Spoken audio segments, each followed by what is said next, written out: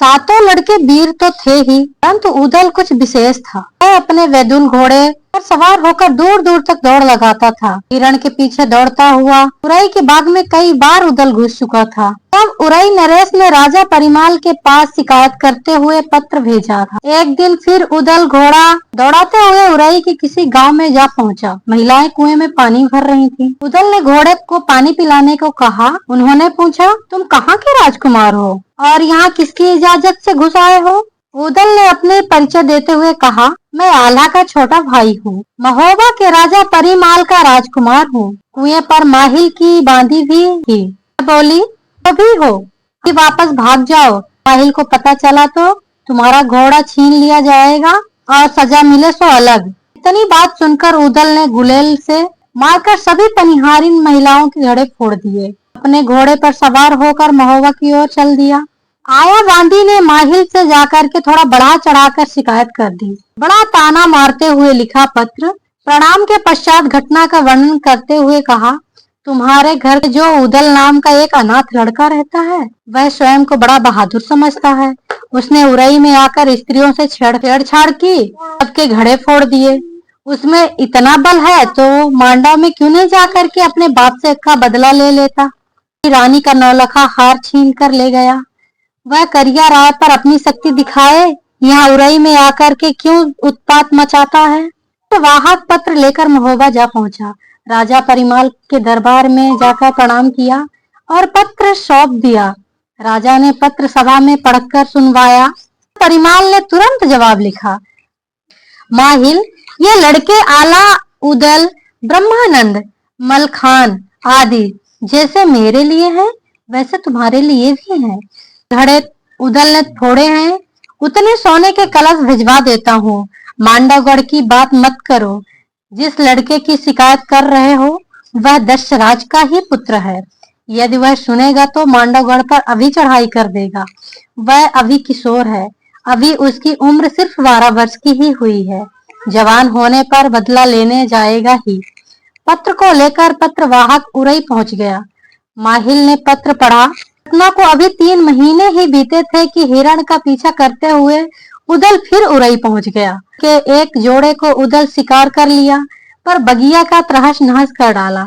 माहिल के पास शिकायत पहुंची तो माहिल ने तुरंत ही अभय को और जाकर बोला, ये उधम क्यों मचा रखा है? यहाँ से भाग जा, नहीं तो घोड़े से नीचे गिरा दूंगा। तो इतना सुनकर क्रोधा घोड़े से उतरकर अभय के पास पहुंचा। एक मार कर अभय को भूमि पर गिरा दिया, फिर झटका दिया और वैदुल पर सवार होकर हिरण को लेकर जोड़े लेकर महोबा की ओर रवाना हो गया। माहिल को अभय के बांह टूटने का बगिया को नष्ट करने की सूचना मिली तो उसे भारी गुस्सा आया। माहिल अपनी घोड़े पर चढ़ करके तुरंत महोबा के लिए रवाना हो गया। परिमाल का दरबार लगा था। राजा ने माहिल का हालचाल पूछ रहे थे, परंतु माहिल ने उदय की शिकायत करना शुरू कर दी। उदय इतने बहादुर हो गए हैं तो क्यों नहीं मांडवगढ़ जाकर युद्ध करते हैं, जहां करिया राय राज और वक्षराज का सिर काटकर बरगद पर लटका दिया है। तुम्हारे धन और रानी का नौलखा हार लूट ले गया है। बार बार उरई में आकर के क्यों उत्पात मचाता है? राजा परिमाल बोले, माहिल, जो भी हानि उदय ने पहुंचाई है मैं उसका दुगना धन एवरेज में देने को तैयार हूँ। मांडवगढ़ की बात मत करो। यदि उदल के कान में पड़ गई तो वह अभी मांडवगढ़ जा पहुंचेगा। उदल को मरने से डर नहीं लगता है। जब ठीक समझेंगे करिया राय से निपट लेंगे। उदल के कान में यह बात पड़ ही गई, पर दरबार में पहुंचा और बोला, दादा मुझे बताओ मांडवगढ़ का करिया राय कौन है? हमारे पिता और चाचा की खोपड़ियां कहाँ टंगी हैं? जल्दी सारी बात बताओ। परिमाल ने बात को बदली। पैरागढ़ की लड़ाई में तुम्हारे पिता रण में मारे गए थे। इस गढ़ का दूसरा नाम सिलहट है। इतनी भी बात को घुमा लो, वह तो उदल था। वह बातों पर उलझने वाला नहीं था। उसने तब माहिल से ही पूछा और बोला, आपने मांडवगढ़ की चर्चा की है ना, तो खुलकर सारी बात बताओ। माहिल ने उत्तर दिया, सब घटना तुम्हारी माता दिवला को पता है, आकर उसी से क्यों नहीं पूछ लेते? सुनते ही उदल क्रोध से कांपने लगा, पसीने से तरबदर हो गया, आंखें लाल हो गई। मामा माहिल को ललकार कर बोला, मैं अवश्य ही अपने पिता का बदला लूंगा। उस करिया राय का सिर अपने हाथ से काटूंगा। फिर उदल अपनी माता दिवला के पास गया और घटना की सच्चाई पूछी। मां से कहा, सच बताओ, यह करिया राय कौन है? उसने हमारे पिता को क्यों मारा? यदि अपने पिता का बदला नहीं लिया, हमारे जीवन को धिक्कार है। माता अभी उदल को कुछ बताना नहीं चाहती थी। उदल युद्ध को भेजने के लिए तैयार नहीं थी, परंतु उदल ने तलवार निकाल ली और कहा, या तो सच बताइए, अन्यथा मैं अपने प्राण ले लूंगा। विवश होकर दिवलाबद ने बताया, जब्बे का राजकुमार करिया राय महोबे बेर आधी रात को चढ़ाई कर दिया। इससे पहले भी वह आक्रमण कर चुका था। तब तुम्हारे पिता और चाचा ने और तलहन सैयद जी ने मारकर उसे भगा दिया था। वह अपनी उसी हार का बदला लेने के लिए दोबारा आधी रात को आया और सोते हुए दोनों वीरों को बांधकर ले गया। उनके सर को कटवाकर बरगद के पेड़ पर लटका दिया। से मल्हाना के नौलखा हार और अन्य गहने भी ले गया। वह राजकुमार नहीं, वह तो लुटेरा है। माता की बात सुनकर उदल बोले, मैं अपने पिता और चाचा का बदला अवश्य लूंगा। मांडवगढ़ को खोद कर तालाब बना दूंगा, करिया राय का सर काट दूंगा और उसके वंश को मिटा दूंगा। इस पर देवी ने कहा, बात ठीक है, मैं भी यही चाहती हूँ, परंतु अभी घर में बैठो। मांडवगढ़ को जीतने का समय अभी नहीं आया है। मांडवगढ़ से पहले 12 कोस का बीहड़ जंगल है, फिर लोहागढ़ का भयंकर किला है। अभी तुम्हारी उम्र कम है, अनुभव भी नहीं है। उदल बोला, जब से सुना हूँ मेरे मन में आग लगी है। जब तक मैं बदला नहीं ले लूंगा, मैं आराम से नहीं बैठूंगा। माता दिवला उदल को लेकर रानी मल्हना के पास गई और सारी बात बता दी। कहा कि उदल को अब आप ही समझा सकती हैं। मल्हना ने बड़ी चतुराई से उदल को समझाने का प्रयत्न किया, परंतु उसने कुछ भी सुनने से इनकार कर दिया। अब रानी मल्हना ने विचार किया, उदल को मांडवगढ़ जाने की अनुमति दे देनी चाहिए। रानी मल्हना ने अनुमति के साथ विजयी होने का आशीर्वाद दिया। फिर माता को साथ लेकर आल्हा के पास गया। वहीं पर सैयद तलहन भी बैठे थे। दिवला बोली, आप हमारे जेठ लगते हैं। आपका भतीजा उदल हमारी बात नहीं मान रहा। यह मांडव जाने का मचल रहा है। आप इसकी रक्षा के लिए साथ जाओ। आल्हा ने भी समझाने का प्रयत्न किया, अभी अनुभव की कमी है। ऐसा नहीं कि पिताजी की तरह हमारी भी खोपड़ियाँ बरगद पर टांग दी जाएं। उदल ने कहा, अब हम बदला लेने में समर्थ हैं, तो क्यों ना ले। जहाँ तक मृत्यु की बात है, जब आएगी तो 7 तलों के अंदर भी आ जाएगी।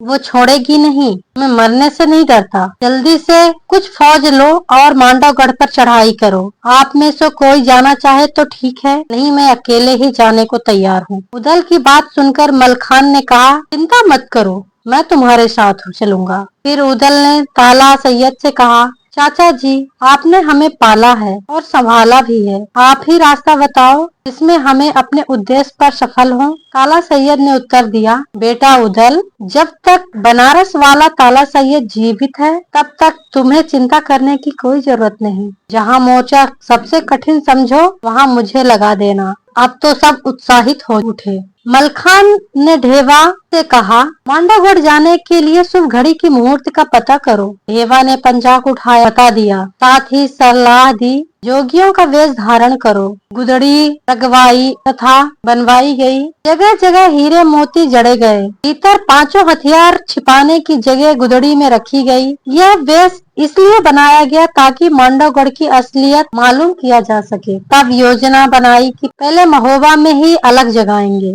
और माता दिवला और रानी मल्हना के पास जाएंगे। देखेंगे वो पहचान सकेंगी या नहीं। मलखान की यह योजना सबको पसंद आई। सैयद ताला ने सारंगी पकड़ ली, आल्हा ने डमरू लिया, मलखान एक तारा बजाने लगा, ढेबा ने खंजरी बजाना शुरू कर दी, उदल ने बांसुरी बजाना शुरू कर दी। सब मंडली साथ चल पड़ी और तरह तरह के भजन राग गाने लगे। रानी मल्हना के द्वार पर अलग जगाया। वादी ने सूचना दी कि बड़े पहुँचे हुए योगी आए हुए हैं। मल्हना योगियों को देखने के द्वार पर आई। मल्हना ने देखा, उन्हें नहीं पहचाना और पूछा, योगी राज कहाँ से पधारे हैं? भिक्षा में क्या लेने की इच्छा है? तब उदल ने कहा, माता धोखे में मत रहना, मेरा नाम उदय सिंह राय है। अपने पिता का बदला लेने मांडवगढ़ जा रहे हैं। माता मल्हाना ने आशीर्वाद दिया। फिर वे तब दिवला के महल पर पहुँचे। माता दिवला ने भी नहीं पहचाना। बोली, योगियों, कहाँ से आए हो? बड़े सुंदर लग रहे हो। आज यहीं विश्राम करो और हमारा अतिथि स्वीकार करो। अब उदल ने कहा, माता, हम तो तुम्हारे ही पुत्र हैं। यह देखो चाचा सैयद, इन्हें भी आपने नहीं पहचान सकी। तब माता दिवला ने सबको टीका लगाया। टीका लगा के विदा किया। सबकी पीठ ठोकी और आशीर्वाद दिया। माता दिवला ने भी मांडवगढ़ साथ चलने के लिए तैयारी कर ली। फौज के साथ लिए तोप सजाई गई, हाथी घुड़सवार तैयार किए गए, युद्ध की तैयारी करने लगे। तोपों के भी नाम मनोहर थे। कलिका तोप, संकटा तोप, शूर, कंदप्पी, तरह तरह की तोपें थीं और हाथियों में एक दंत, दो दंत, हर देश से मंगाई हुई अलग अलग हाथियों के अलग अलग नाम थे। उसी तरह से अलग अलग देश से मंगाए गए घोड़े थे, उनको भी सजाया गया। उनमें साज सज्जा रखा गया और हाथियों में पौधे सजाए गए। इस तरह से युद्ध की तैयारी की गई। बड़े जोरों तोरों तैयारी की गई। सिपाहियों को भी तैयार किया गया। इसके बाद उदल ने सारे घोड़े, हाथी और फौज तैयार करने के बाद उदल तब बोले, आप सब हमारे भाई लगते हैं। ना कोई नौकर है, ना कोई चाकर है। के घर में पत्नी को मोह है, वे हमारे साथ न चलें। हमारे साथ वे चलें जो मरने से नहीं डरते हैं। सैनिकों ने विश्वास दिलाया कि हम पूरी तरह से आपके साथ हैं। फिर भगवती जगदम्बे का स्मरण करके, पूजा करके, भगवान शिव का को पूजा कर, कुल देवता मनिया देव का मनाकर राजा परिमाल के पास पहुँचे। राजा ने तब पीठ ठोक करके आशीर्वाद देकर उनको विदा किया। उदल ने विजय का विश्वास दिलाया। राजा परिमाल ने भी स्मरण रखने योग्य बातें बताई। राजा परिमाल बोले, जो रीति नीति का अध्ययन करते हैं उनकी हार कभी नहीं होती। पहली नीति है कि जो घायल हैं और जो हाय हाय कर रहे हैं उन पर वार नहीं करें। महिलाएं तथा हाथ और हथियार न उठाएं। बालकों और बूढ़ों को न मारें। डर कर भागते हुए पर पीछे से वार न करें। वीर पहले चोट कभी नहीं करता। निर्बल और बीमार पर चोट न करें। किसी जिसके पास हथियार न हो उन पर किसी प्रकार के वार न करें। युद्ध में बढ़ने पर पांव पीछे न हटाएं, तो उस वीर की जीत निश्चय होती है। युद्ध भूमि में क्षत्रियों की यह रीति नीति बतानी चाहिए। राजा का ऐसा नैतिक उपदेश सुनकर उदल ने कहा, दादाजी, हम इन सब बातों का अपना पूरा पालन करूंगा। फिर राजा को प्रणाम करके वह रानी मल्हाना के पास गए। सबने रानी से हाथ जोड़ करके आशीर्वाद लिया। रानी मल्हाना ने सबकी पीठ थपथपाई और पूछा, अब कब तक वापस आकर मिलोगे? उदल ने 8 महीने का अनुमान बताया।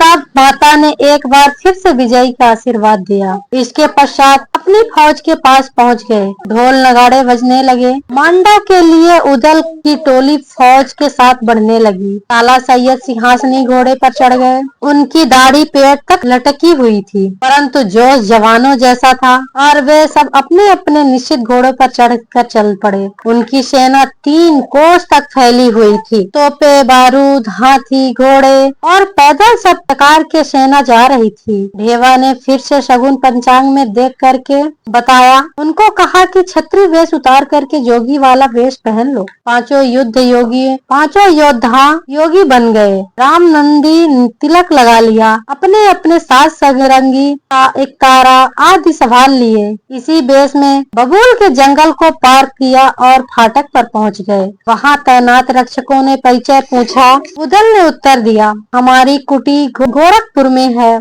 अब हम बंगाल से आ रहे हैं। देवी हिंगलाज के दर्शन के लिए जा रहे हैं। जल्दी फाटक खुलवा दो।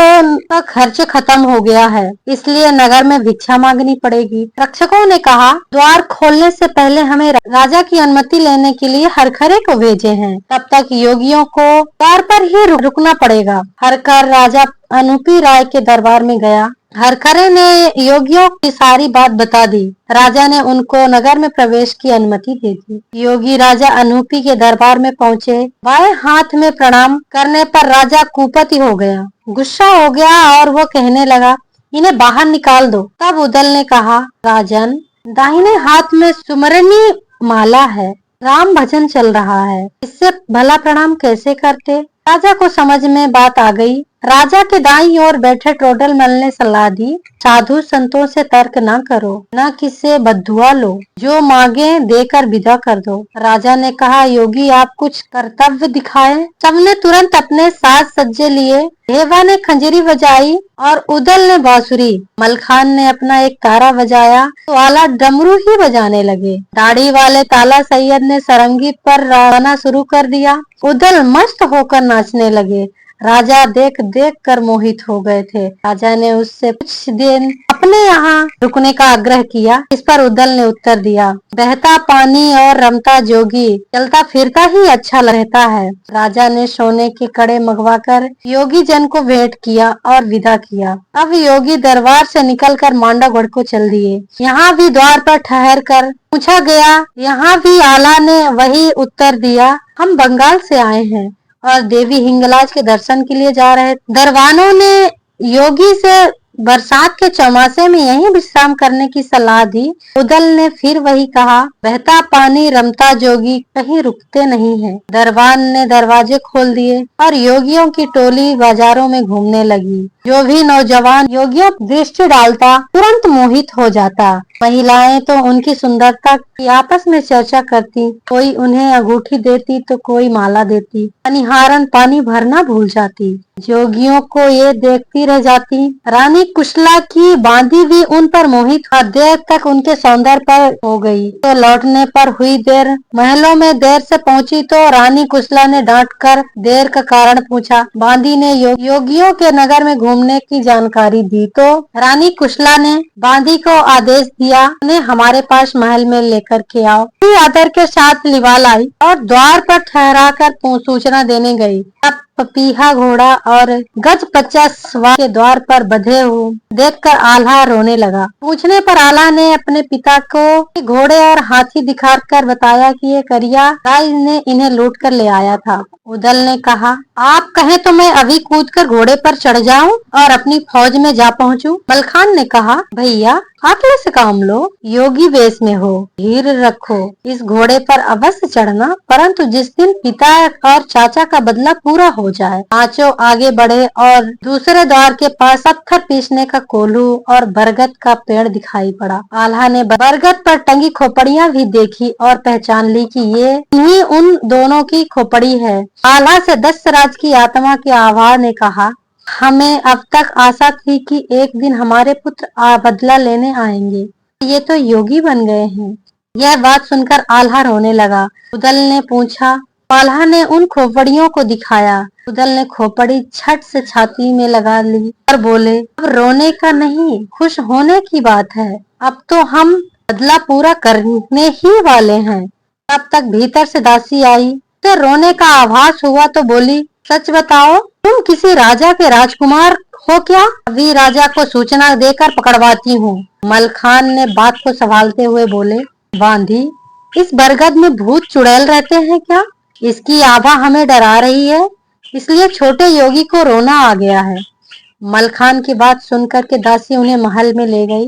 महल में सुंदरता देखकर चकित रह गए। खिड़की दरवाजे सब चंदन की लकड़ी से बने थे। वहाँ एक झील थी, उसमें हंस के जोड़े तैर रहे थे। छज्जों पर मोर नाच रहे थे। खम्भों पर रत्न जड़े हुए थे। बांदी ने उन्हें वहीं रोक करके रानी कुशला को सूचना दी।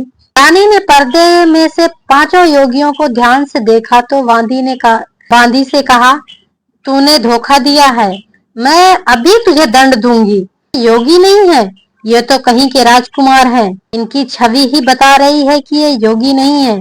यह सुनकर उदल बोले कि हमारे राज्य में सूखा पड़ गया है। हमारे पिता बचपन में ही काल के ग्रास बन गए। माता ने हमें योगियों को बेच दिया। रूप तो परमात्मा का दिया हुआ है, तो हम छिपा नहीं सकते।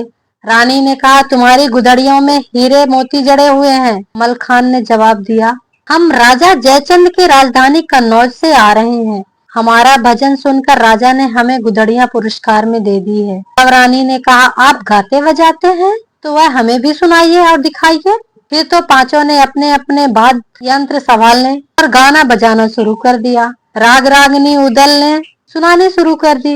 फिर मस्ती में उदल ने नाचना शुरू कर दिया।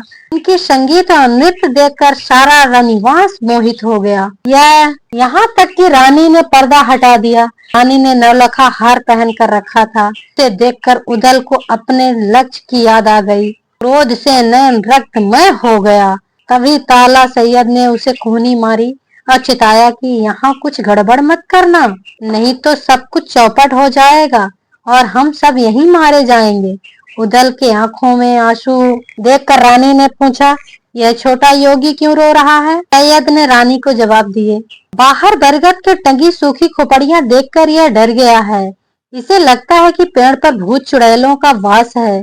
तब रानी ने पुराना किस्सा सुनाया। एक दिन करिया राय ने महोबे में जाकर लूट मचाई। वह अपने साथ दशराज और बक्षराज को बांध ले आया था। उन्हें पत्थर के कोलू में पिसवा दिया और दोनों को खोपड़ियां बरगद पर लटका दी। उन्हीं की आत्मा की आभा कभी कभी बोलती है कि महोबे में जो कोई छत्री हो, इनको लेकर जाए और गंगा में बहा दे और गया जाकर इनका पिंड दान करेगा तो इनको मुक्ति मिल जाएगी। योगियों को डरने की जरूरत नहीं है। तुम महलों में अपना संगीत नृत्य दिखाओ, आभा तुमसे कुछ नहीं कहेगी। योगियों ने अपना संगीत शुरू किया। उदल 3 घंटे तक नाचते रहे। रनिमास और रानियां दासियां सब मोहित हो गई थी। फिर रानी ने उनको चंदन की चौकियों पर बैठाकर पूछा, तुम सबने योगी बनने का इरादा क्यों किया? असल निवास कहाँ है और अब कहाँ जाने का विचार है? उदल ने बताया, हम बंगाल के रहने वाले हैं। गोरखपुर में आश्रम है। गुरु गोरखनाथ के शिष्य हैं। अब हम हरिद्वार जा रहे हैं। वहां गंगा में डुबकी लगाकर हिंगलाज माता के दर्शन कर जाके जाएंगे। फिर इसके बाद सेतवांद रामेश्वरम जाएंगे। रमते जोगी जोगियों को बहते पानी को कौन रोक सका है? इतना कहकर योगी चल पड़े तो रानी ने मोती रत्नों से भरा थाल देकर कहा, अब 3 जन्मों तक भिक्षा मत मांगना। उदल ने एक मुट्ठी मोती लेकर सूंघी और कहा, वाह, ये किस वृक्ष का फल है? पहले कभी नहीं देखा। रानी बोली, ये फल नहीं, ये मोती हैं। उदल ने उन्हें बिखेरते हुए कहा, चोर लुटेरे पीछे लग जाएंगे। कन्नौज की रानी ने हमें ये सुंदरी गुदड़िया दी है। आप यह नौलखा हार दे दो ताकि तुम्हारी निशानी बनी रहेगी। तभी रानी ने भेजकर अपनी बेटी विजया को बुलवाया। बांदी ने जाकर विजया को योगियों के रूप का वर्णन किया तो वह समझ गई कि महोबे के राजकुमार ही योगियों के वेश पर आए होंगे। तैयार होकर उसे देखकर उदल मूर्छित हो गया। विजया भी होश खो बैठी। रानी ने जब बांदी से कहा, जा करिया राय को बुला कर ले आओ, ये योगी नहीं राजकुमार हैं। तब मलखान ने कहा, यह छोटा योगी अगर मर गया तो मैं श्राप दे दूंगा। अभी महल में आग लग जाएगी और राज्य भी नष्ट हो जाएगा। यह छोटा योगी तंबाकू वाले पान की पीक से बेहोश हो गया है। रानी ने विजया से पूछा, मूर्छा क्यों आई? तब विजया ने कहा, यह छोटी उम्र के योगी हैं, इन्हें क्यों सिर मुड़वाना पड़ा? यह सोचते हुए सीढ़ी पर पांव फिसल गया। राला रानी ने नौलखा हार उतार कर उदल को दे दिया। अब योगी चल पड़े तो विजया ने खिड़की के पास उदल की बाह पकड़ ली और अपने साथ ऊपर ले गई। उसने कहा, तुम महोबे के राजकुमार हो, तुम्हारा नाम उदय सिंह है, छिपकर योगी बनकर यहाँ आए हो? उदल ने कहा, इस सकल बहुत लोग होंगे, मैं उदल नहीं हूँ। विजया ने बताया कि तुम माहिल के पुत्र अभय की शादी में बारात में रजनी पगड़ी पहनकर आए थे। हमने तुम्हें वहां अच्छी तरह से देखा था। उदल मान गया कि विजया ने सही से पहचान लिया। का आग्रह था, मैं उदल से अभी विवाह करने का तैयार हूँ। उदल ने कहा, मैं चोरी से विवाह नहीं करूंगा। पहले अपने पिता का बदला लेने के बाद ही तुमसे सारे समाज के सामने विवाह करूंगा। विजया बोली, आप गंगा की कसम खाओ। उदल ने कसम खाकर विजया से विवाह करने का वचन दिया। फिर विजया ने बताया कि मांडव राज्य के 4 किले हैं। एक में अनूपी भाई राज करते हैं, दूसरे में बड़े भाई सूरजपाल का शासन है, एक में करिया राय राज करते हैं, तो लोहागढ़ में स्वयं के मेरे पिता जब्बे राज करते हैं। लोहागढ़ का तो मार्ग ही बहुत कठिन है। आप पहले बबरी वन को मैदान बनाकर अपनी सेना यहाँ एकत्र करो, नीति पूर्वक योजना बनाओ। अब उदल द्वार की ओर चल पड़ा। योगी बने सब बनाफा द्वार पर प्रतीक्षा कर रहे थे। पूछने पर उदल ने सच सच बतला दिया कि उसने विजया विवाह का वायदा कर लिया है। पर आला और मलखान ने कहा, पहले जिस काम के लिए आए हैं उस पर ध्यान दो। तब सब लोग आगे चले। चलते हुए लोहागढ़ पहुंचे। द्वारपाल ने जाकर जब्बे राज को सूचना दी और उनके भीतर आने की अनुमति मांगी। जब्बे ने उन्हें अंदर बुलवा लिया। अंदर जाकर दरबार की शोभा देखकर वे हैरान रह गए। यहाँ भी उन्होंने बाएं हाथ से प्रणाम किया। राय भी राजा जब्बे के साथ बैठे थे। राजा ने जैसे ही बाएं हाथ के सलाम करते देखा, क्रोधित हो गए। ने तुरंत कहा, इस हाथ में हम माला पहनते हैं, आपको प्रणाम कैसे करेंगे? योग भंग हो जाएगा। राजा यह सुनकर प्रसन्न हो गए। तो दूसरा प्रश्न उन्होंने पहने हुए जड़ाऊ चोलों के विषय में पूछा। मलखान ने उत्तर दिया, पहले हम कन्नौज गए थे। राजा जयचंद हमारा संगीत सुनकर मोहित हो गए, तो उन्होंने पांचों को ये मोती रत्न जड़े हुए गुदड़ियां पहना दी, हमारे हाथों में सोने के कड़े पहनाए। राजा ने तीसरा प्रश्न किया, तुम्हारे माथे पर पगड़ी के निशान नजर आ रहे हैं। उदल ने ही बात बताई, महाराज कन्नौज से हम महोबे आए, वहां हमारे से प्रसन्न होकर आला उदल आदि राजकुमारों ने हमें पगड़ी और कलगी इनाम में दे दी। महीनों हम उन पगड़ियों को पहने रहे, इसलिए निशान बढ़ गए। राजा दलील सुनकर संतुष्ट हो गए और फिर अपना खेल आरंभ करने को कहा। योगियों ने अपने अपने तंत्र बजाना शुरू कर दिए। उदल ने कुछ देर तक बांसुरी बजाई, फिर गीत गा रागे और आखिर मस्त होकर नाचने लगे। सारा दरबार मोहित हो गया। सब कुछ न कुछ भेंट देने लगे। राजा जब्बे ने चौकी मंगवाकर उन्हें बिठाया और परिचित पूछा। मलखान ने कहा, हम दौलत के भूखे नहीं हैं, बंगाल के निवासी हैं तथा गोरखपुर में हमारी कुटी है। हम गोरखनाथ जी के शिष्य हैं। गंगा जी में हरिद्वार जाकर डुबकी लगानी है, फिर हिंगलाज भवानी के दर्शन करने जाएंगे। राजा ने सोने के मुकुट देकर विश्राम करने का आग्रह किया। उदल ने वहीं जवाब दिया, बहता पानी रमता जोगी सदा आगे बढ़ता है, आज यहाँ है तो कहीं और। फिर उदल बोले, हमें पता चला है कि लाखा नाम के तरकी आपके दरबार में है। उसके नाच के प्रशंसा हमने काशी में सुनी थी। राजा ने तुरंत आदेश देकर भेजकर लाखा पातुर को बुलवाया। नाच फिर शुरू हुआ। योगियों ने अपने साज बनाए। नाचते नाचते लाखा योगियों के बहुत करीब चली गई। उदल ने रानी नौलखा हार पातुर को दे दिया। सोचा हम इसे कहाँ लिए फिरेंगे। लाखा पातुर महोबा की है, अतः यह हार सुरक्षित रहेगा। लाखा महोबे के लड़कों को पहचान गई। बता दिया कि हम पिता का बदला लेकर ही महोबा लौटेंगे। लाखा ने लाख छिपाया पर जब्बे राजा को हार दिखाई पड़ गई। योगी चल पड़े तो अपना शक मिटाने को राजा ने करिया राय को रानी कुशला के पास हार लेने को भेजा। रानी ने पहले तो कुछ बहाना बनाया, फिर सच सच बता दिया। सबने योगियों के संगीत पर प्रसन्न होकर नौलखा हार इनाम में दे दिया है। जब करिया राय ने राजा जब्बे को जाकर बताया तो राजा ने करिया राय से कहा, जल्दी जाकर योगियों को पकड़ो, वे योगी नहीं महोबा के राजकुमार हैं। करिया राय पिता की आज्ञा में योगी के पीछे चल पड़ा। कुछ दूर जाकर उसने आवाज देकर उन्हें रोका और वापस चलने को कहा। उदल बोला, जहाँ से आगे बढ़ गए हम फिर लौट कर नहीं जाते। करिया राय ने तलवार खींच ली और रोकने को कहा, तो उदल, मलखान, आला, डेवा चारों ने तलवारें निकाल ली। मलखान बोला, योगियों के धोखे में न रहना, अगर हम कदम भी आगे और रखा तो जान से हाथ धो बैठोगे। करिया राय वापस चल दिया। उसने आकर जब्बे राज को सारी घटना बता दी। यह समझा दिया कि ये योगी नहीं महोबा के कुमार हैं। राजा जब्बे ने अपने बड़े पुत्र सूरज को बुलवा लिया और फौजें सजाने के लिए कहा। इधर पांचों योगी वेशधारी बबुरी वन पहुंच गए।